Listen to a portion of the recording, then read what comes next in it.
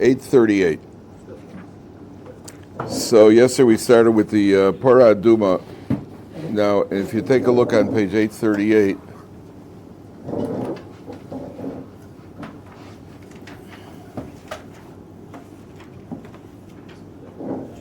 okay, so it says, this, what do you do with the cow? It's the red cow.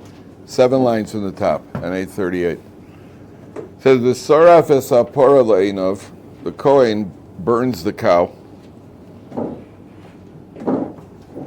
Es orav es besarav es dam al pirsha yisrof. He burns the whole thing. Then you mix it with water. And then you sprinkle it on the person who's tamei mace. So the Mefarshim explained that part of the idea here, we started talking about yesterday, part of the idea here is that if the most physical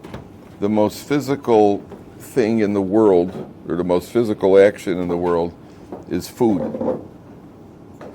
Eating is the most physical action, and the most physical food, contrary to popular belief, is not sushi.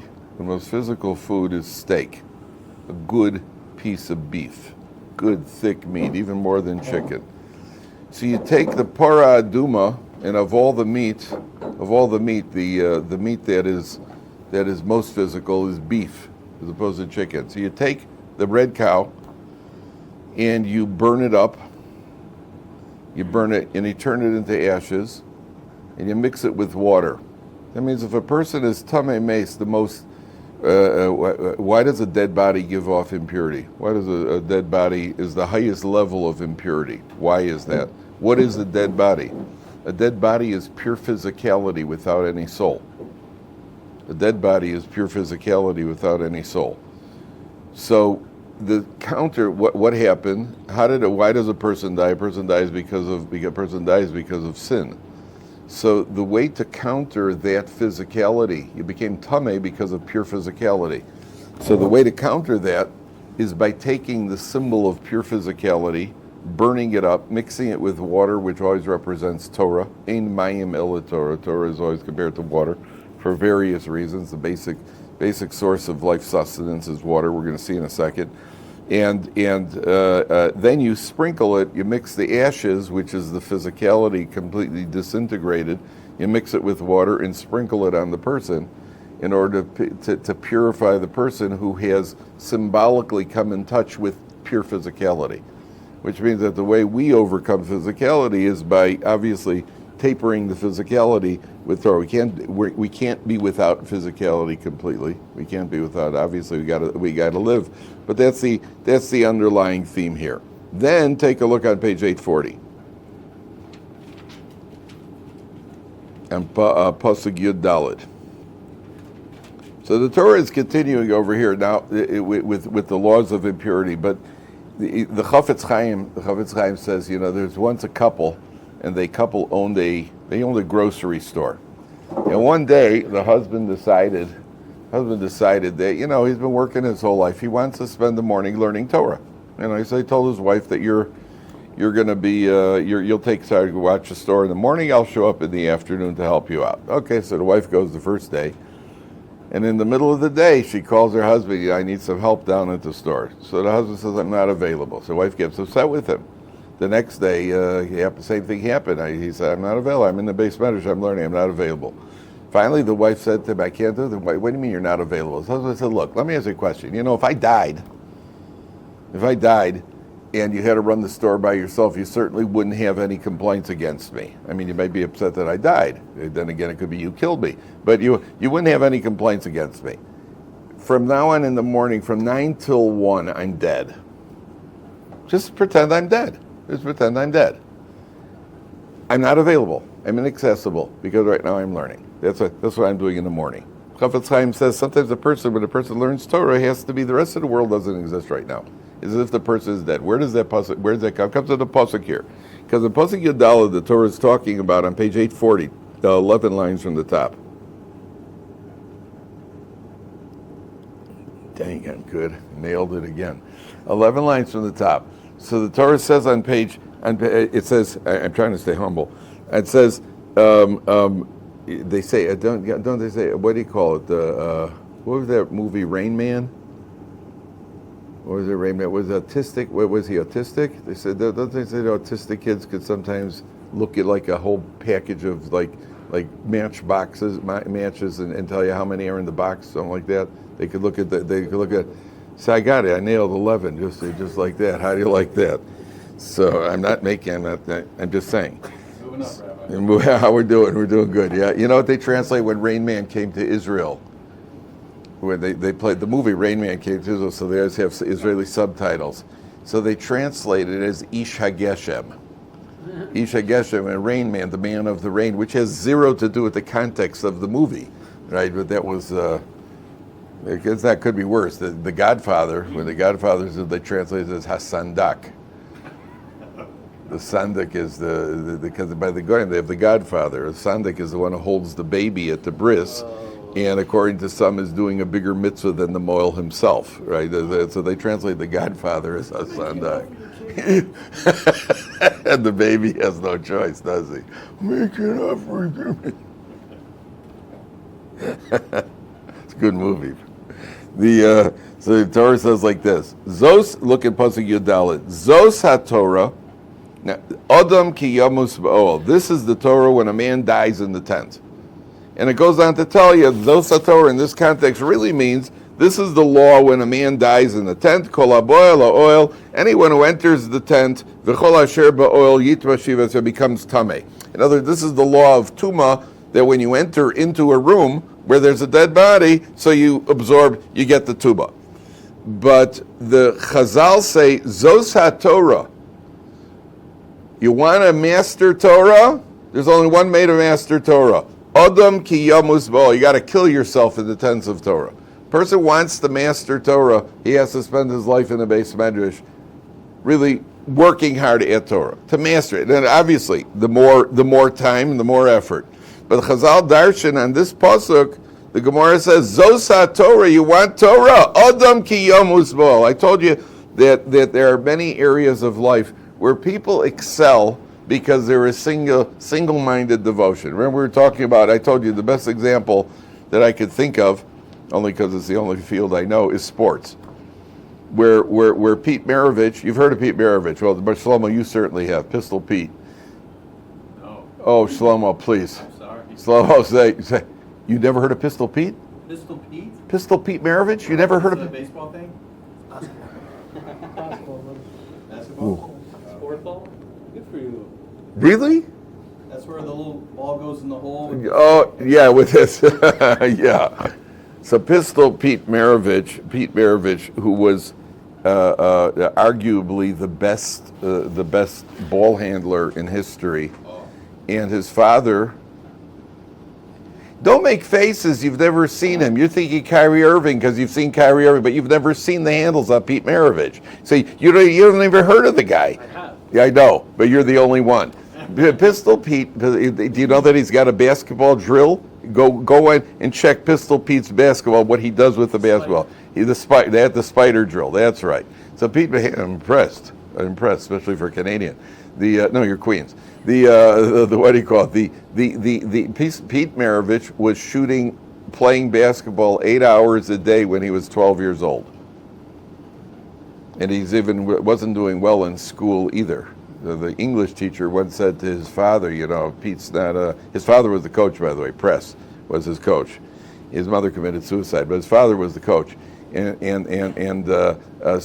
the teacher once said to his father, little Pete's not doing so good in his English classes.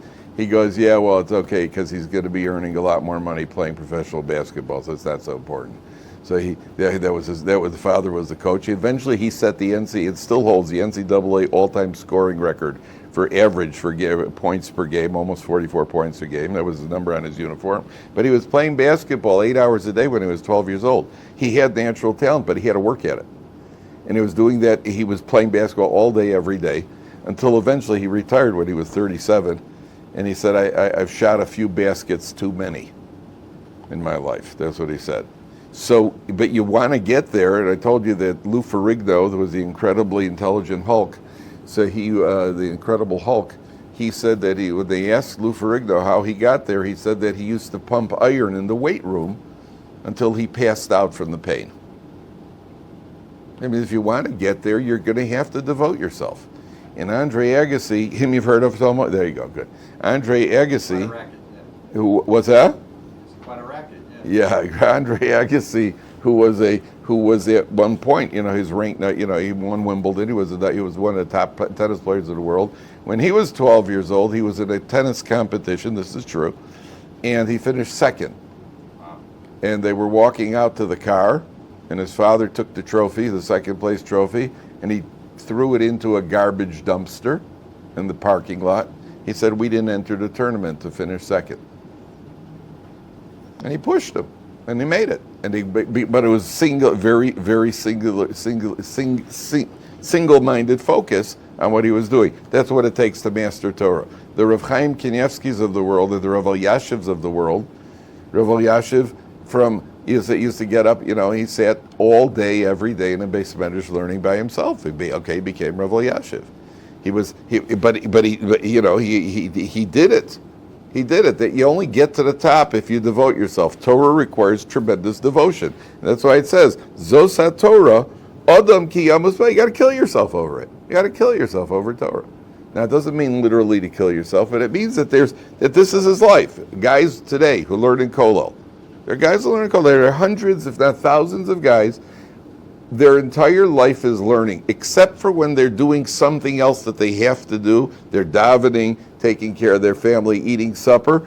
They go back to learn Torah. They learn Torah in the morning, they learn Torah in the afternoon, they learn Torah at night, and then they get up early in the morning, learn more Torah. That's their life. That's their life. And that's when you see people who become very big. Rav Asher Weiss here in the Beis Medrash, who, big Talmidei Chachamim. These people means that they have been doing this and essentially this their whole life, and without any sort of distraction. That's what the Torah is telling. Okay, now we go on. In page 842.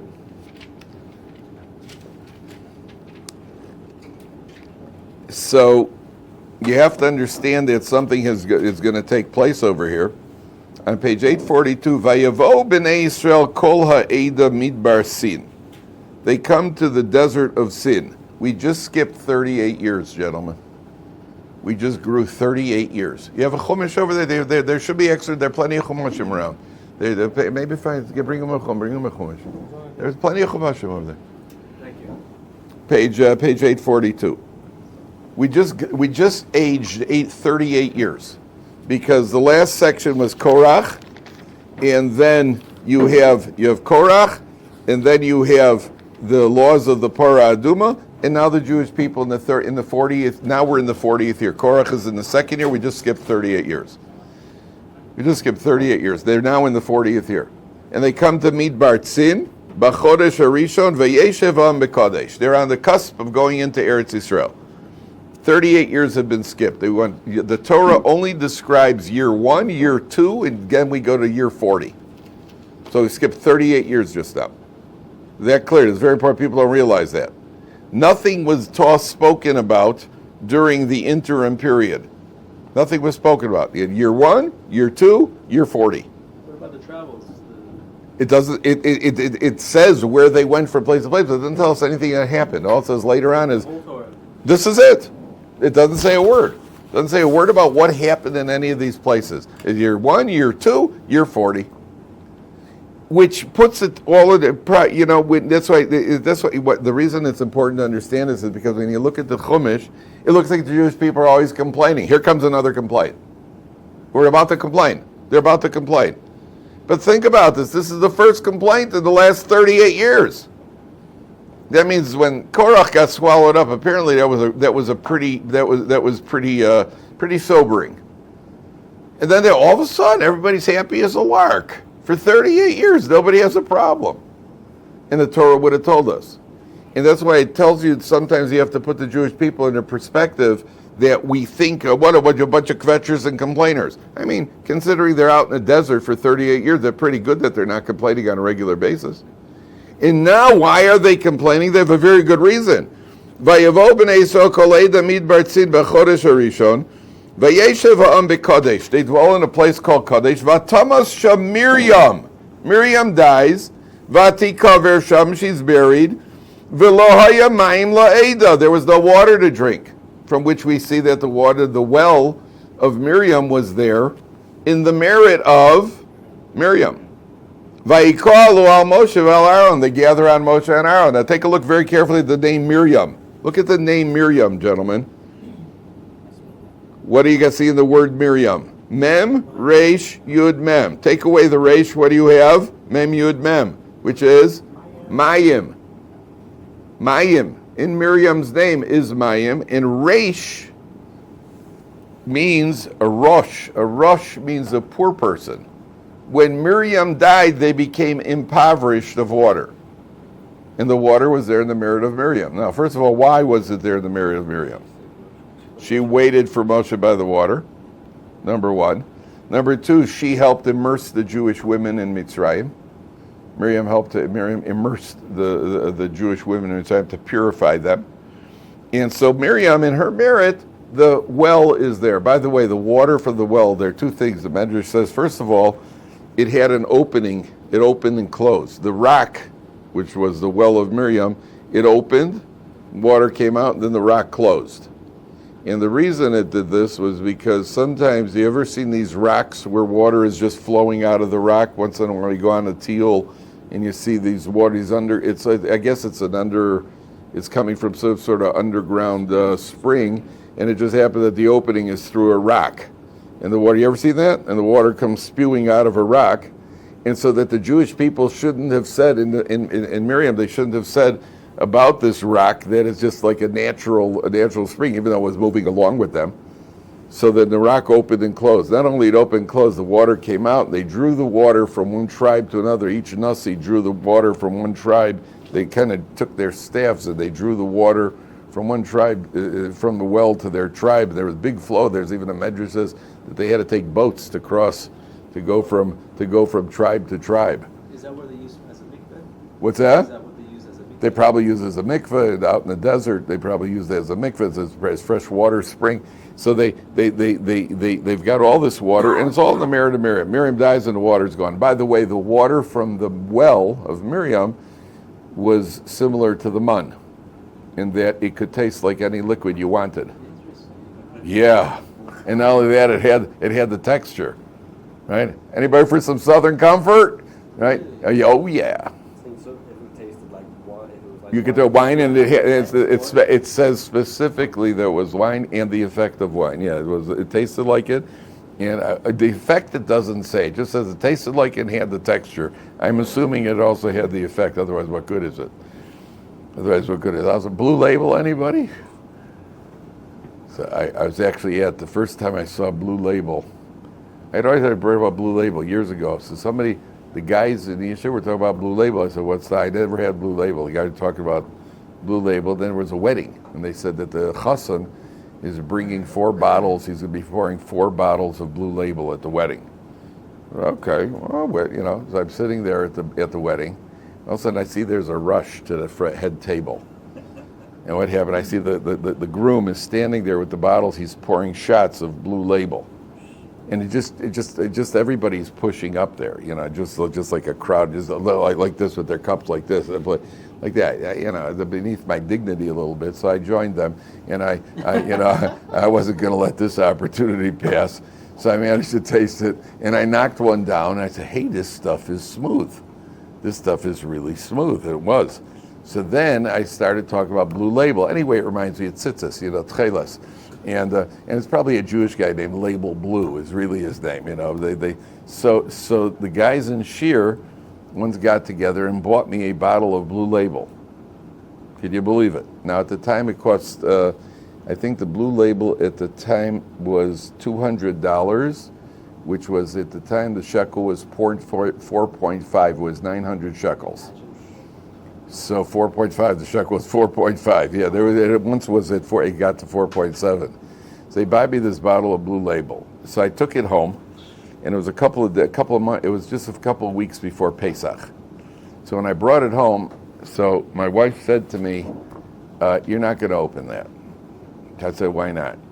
She said, first of all, you're not such a connoisseur of fine whiskey that I'm not a drinker at all. She said, that you need to go and drink 900 shekel whiskey. You could sell it, give it away. You don't need to. And second of all, soon it's going to be Pesach anyway. It's chametz. So I said to her, listen, concern number 2 won't be a concern. Let's get that straight.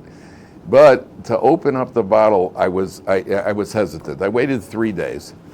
And after 3 days, I finally opened it. When you see Blue Label, it comes in the thing. You open up the thing almost like Vayehi bin So Ha'aron. You open up the thing, and there's even a little booklet inside, like the story of my hangover. There's a little booklet about how they manufacture this. So I pull it out. Now listen, my oldest son at the time was 10. My younger son was 7. They both had a very interesting reaction.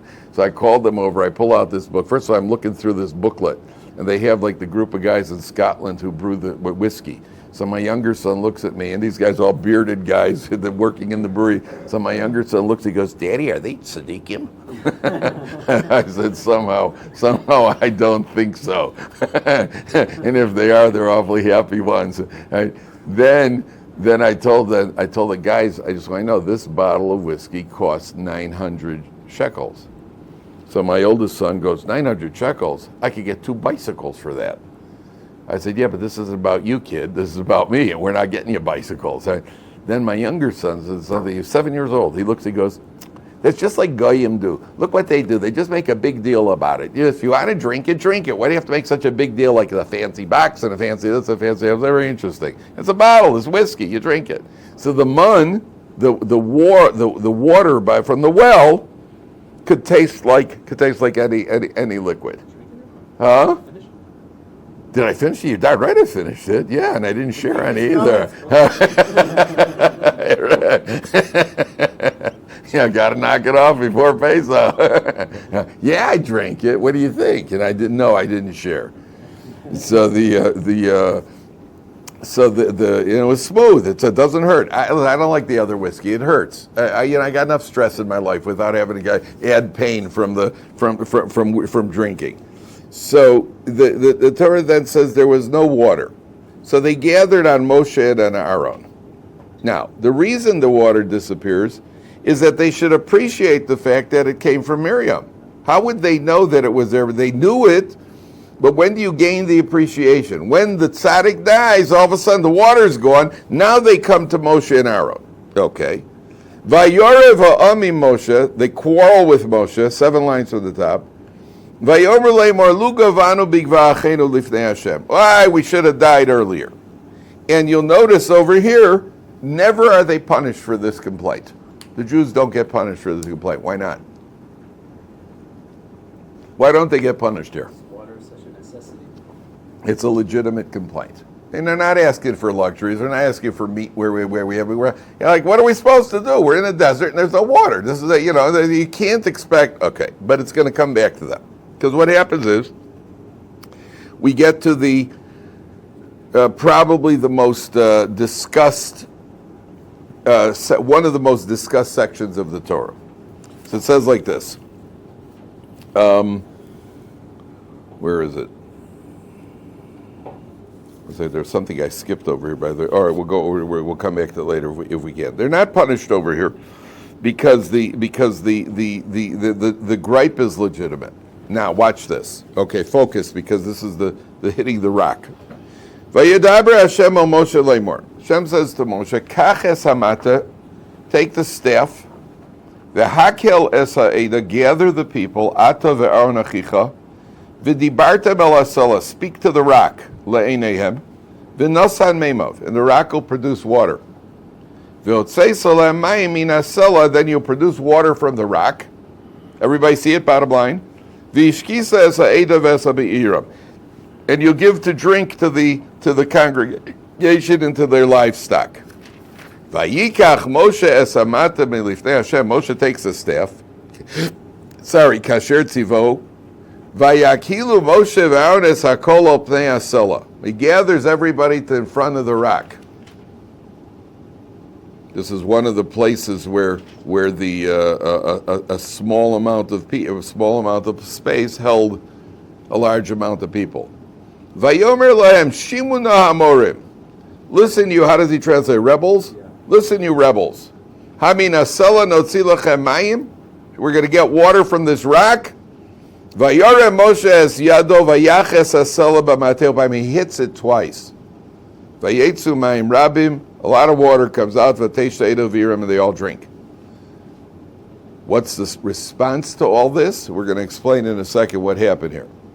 Vayomer Hashem al Moshe v'Aaron, Yan lo emantem bi, since you did not believe me, lahakdisheni le'nei b'nei Yisrael, to sanctify my name in front of the b'nei Yisrael, you hit the rock instead of speaking to the rock. L'chein lo saviu es hakol hazel la'oretz asher nisat lem. You're not going to bring the people into Eretz Yisrael. You just lost your rights to Eretz Yisrael. That is the waters of contention. Okay, now, first of all, there's several problems here. Question number one, why does Hashem tell Moshe to speak to the rock? The first time when they came out of Mitzrayim, what did Hashem tell him to do? Tell him to hit the rock. Parashat B'Shalach, he hits the rock. Here he says, speak to the rock. Moshe doesn't speak to the rock here. What does he do? He hits the rock. And not only he hits it twice. And Hashem says, it wasn't a Kiddush Hashem. And not only that, Aaron gets punished. What did Aaron do? Moshe was involved here. How did Aaron get involved over here? Here's the problem. Where was the first time that he hits the rock? I forgot. I'm just checking what parsha it was where he hits the rock. I think it's in Parashat B'Shalach.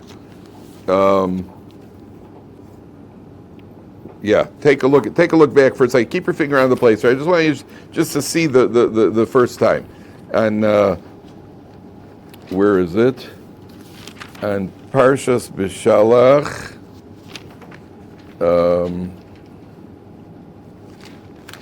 Is it where does he hit the rock?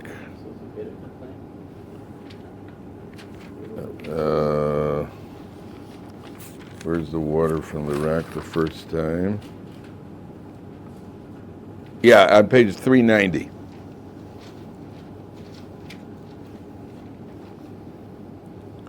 On page 390, 7 lines from the top. So they get to the place of Refidim, there's no water to drink.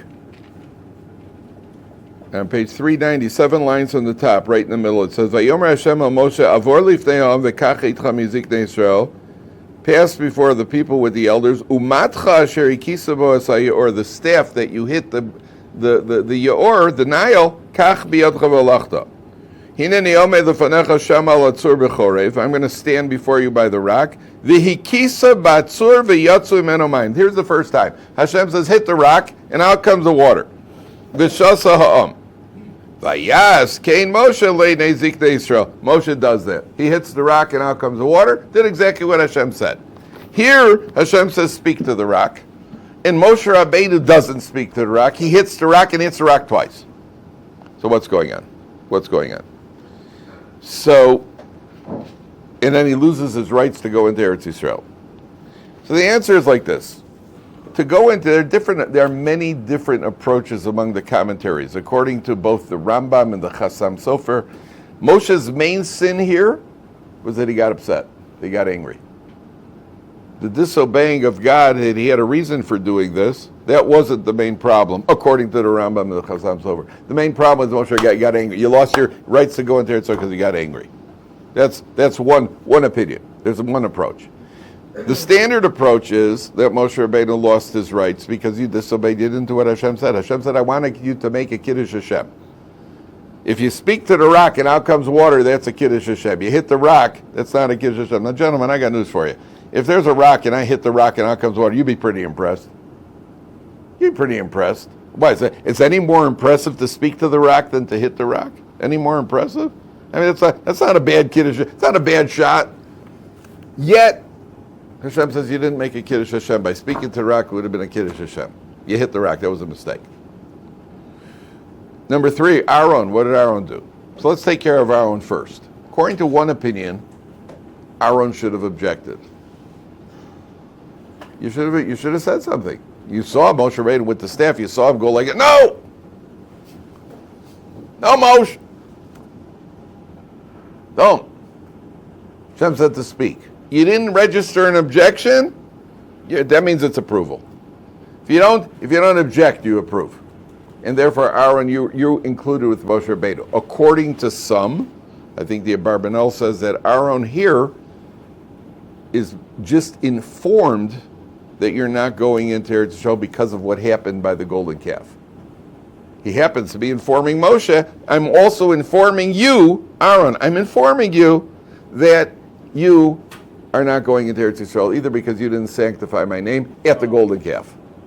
That's what the Abarbanel says. Okay, but Aaron is included. Now, what really happened here?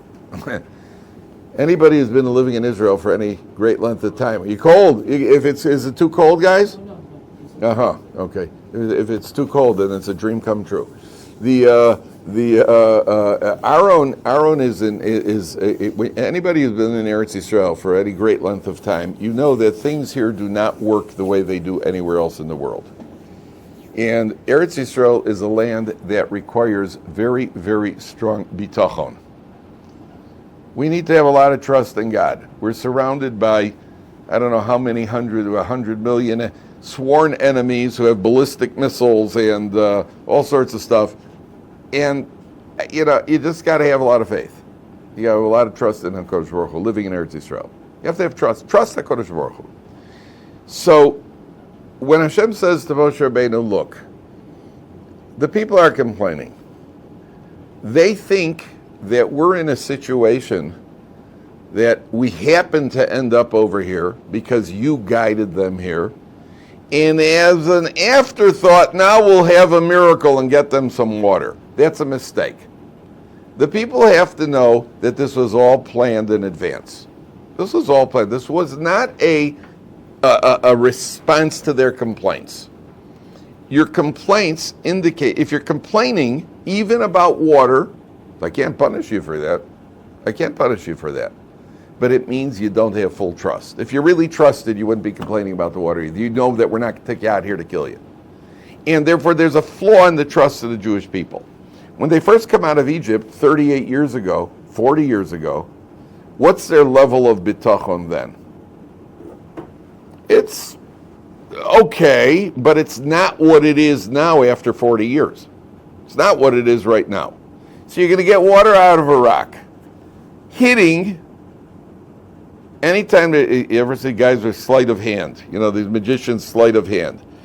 As soon as they put their hands, if a guy's got his hands behind the back and he's doing something with the item on the table, you're impressed. As soon as their hands make contact, you know that obviously there's some sort of trick going on. The hand, what is it? The hand is quicker than the eye, something like that. When they make contact with it, so then it's not as impressive.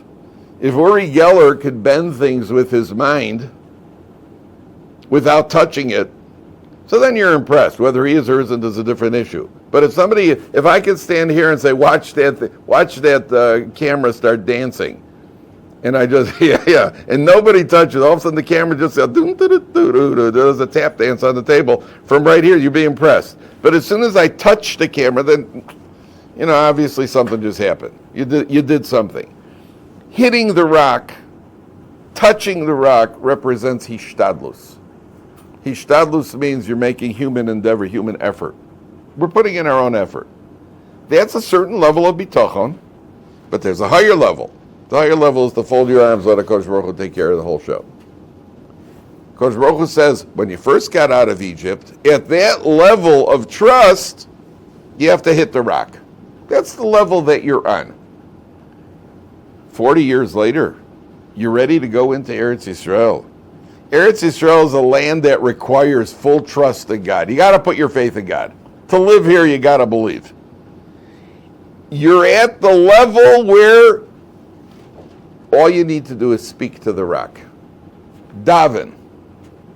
All you got to do is ask HaKadosh Baruch Hu. That's the level we're supposed to be at. Moshe Rabbeinu comes along and says, you know what? They're not there. What's the proof they're not there? Because they complained. Moshe Rabbeinu says, I would love to speak to the rock. But you've demonstrated you're not there yet. You're not there yet. And therefore, not only I have to hit it, I have to hit it twice. because that's the level of bitachon that you're at. You've digressed. You should have been at a higher level where I could just speak to the rock, and you didn't speak to the rock. You didn't attain that level of necessary bitachon in our own life. To the degree that you trust HaKadosh Baruch Hu is the degree that it responds. True bitachon. So it's like the guy came to Rabbi Yisrael Salanter, and he said to Rabbi Yisrael Salanter, the guy's destitute. What should I do? So Rabbi Yisrael Salanter said, I want you to buy a lottery ticket. He says, okay, buy a lottery ticket. Buy the lottery ticket for 10,000 rubles. They could win 10,000 rubles. So he comes back to Rabbi Yisrael Salanter and he says to him,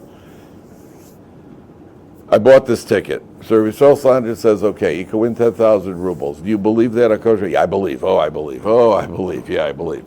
He says, okay. I'll tell you what, I'll buy it off you right now for 5,000 rubles. He says, really? He goes, yeah, 5,000 rubles. He says, great deal. He says, that's why you're not going to win. If you really believed you win 10,000 rubles, you'd be a fool to sell it right now for 5,000. So how could you possibly win? You don't have the proper trust. Like, of course, I think Rev Weinbach once told us there's this guy's running and he falls off a cliff and he grabs onto a branch with two hands. He says, please, Hashem, save me. Please, is anybody up there? Here's a voice. It's like, yes, my son. He says, please, if you're up there, please save me. He says, okay, let go with your left hand. He goes, I can't. Let go with your left hand. So let's go with the left hand. And the voice says, okay, let go with your right hand. He goes, yeah, but I got let go with your right hand. He goes, is there anyone else up there? I mean, you don't have full faith. You don't have full bitachon. Bitachon means to the degree that it's like, what's his name? Rav Yosef Chaim Sonnenfeld. So Yosef Chaim Sonnenfeld, his family was destitute. And he got to the point where they had absolutely nothing in the house. He was living in the old city. He was the Rav of the old city in the 20s, the 30s. So he leaves the house and he walks around looking at the ground. And after 10 minutes, he sees a gold coin on the ground, a gold Napoleon on the ground. It's enough parnasa for a month. So he picks up the gold Napoleon and he goes home. And he was upset because he felt that at his level of bitachon, it shouldn't have taken him 10 minutes to find it. At his level of bitachon, he should open the front door and found it. He felt that he should open the front door and find the coin. At his level, that was the hishtadlus, and he felt he's not at the high enough level. Bitachon is relative. The way Hashem responds is often relative to our level of true trust. And so Moshe Rabbeinu says to Klal Yisrael, to speak to the rock, you're going into Eretz Yisrael. Eretz Yisrael is a land where we're totally dependent on HaKadosh Baruch Hu. Egypt has the Nile. The Nile floods. The land is watered by the Nile. Eretz Yisrael, we're dependent on rain. You know how often there are droughts in Eretz Yisrael? And we got to daven for the rain? We're totally dependent on it. We're totally dependent on the water. Moshe Rabbeinu says, sorry, and therefore Moshe Rabbeinu hits. Why is he punished? Because he didn't have full faith in Klal Yisrael.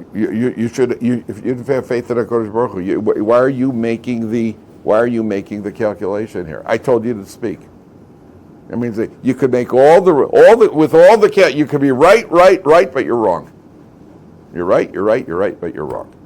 And those are a couple of the approaches that Mefarshim use over here. What happened? And then the other approach is that he got angry. Whatever the case is, he doesn't go into the land. Now watch this. Dan, man the camera.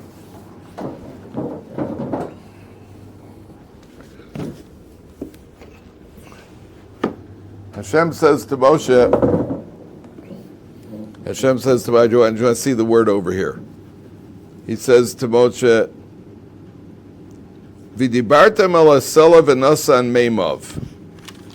Okay? So speak to the sela, and it'll produce its water. Vayetze mayim rabim, because he's going to take out the water from the sela. Now, if you take a look at the word sela,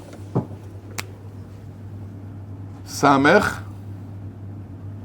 Lamed, Ayin is sela, right? How do you spell the letter Samech? Mem, Samech, Mem, Chaf Sofis, right? Samech.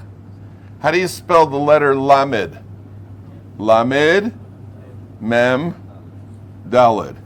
How do you spell the letter Ayin? Ayin, Yud, Nun. What are the three letters in the spelled out Sela? What are the three letters? Mem, Yud, Mem is Mayim. There's water in the Sela. Right in the middle of the Sela, when you spell it out, there's Mayim. Pull the Mayim out of the Sela. That's the I think the Gaon, the Vilna Gaon says. There's Mayim. Mayim is, it's spell out the word Sela, so there's Mayim in the Sela. Okay. What else? There's one other point I wanted to show you. 1 second.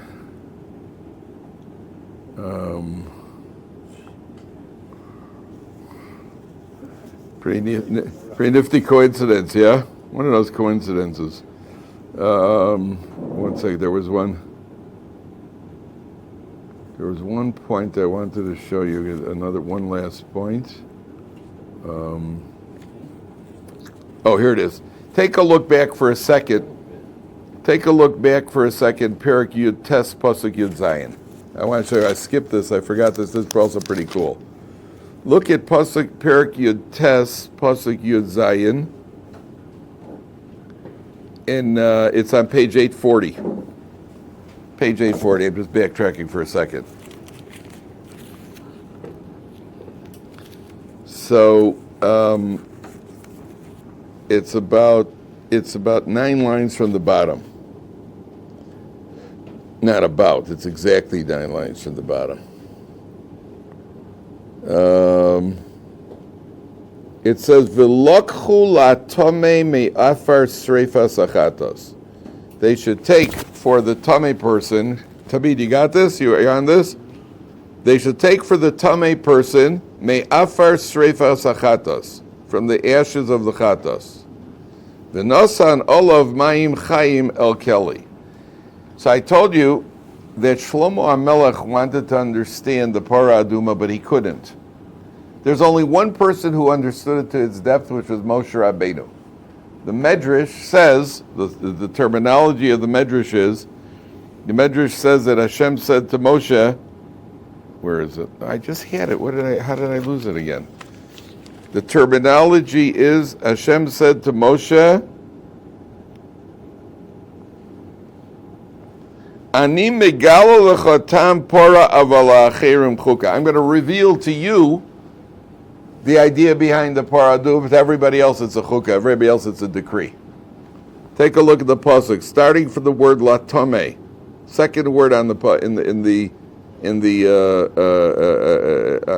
pasuk Yud Zayin. Do you see latame? What's the first letter? You see the word latame, 9 lines up, fourth word on the line. Anybody, you see that? Do you see the word latame, gentlemen? What's the first letter? Lamed. What's the first letter of the next word? Mem. What's the first letter of the next word? Sin, shin, it's all the same thing. What's the first letter of the next word? Hey. Those 4 letters spell out in direct order, Li Moshe. That means to Moshe, he reveals the idea of the Parah Aduma, Li Moshe. They are also the same letters mixed up of Shlomo. I mean, Shlomo did not get it. It was mixed up. For Shlomo, it wasn't clear. Li Moshe, for Moshe Rabbeinu, was pretty clear. Huh? Who says that? No, that I noticed during the Torah reading. All right, we'll stop here.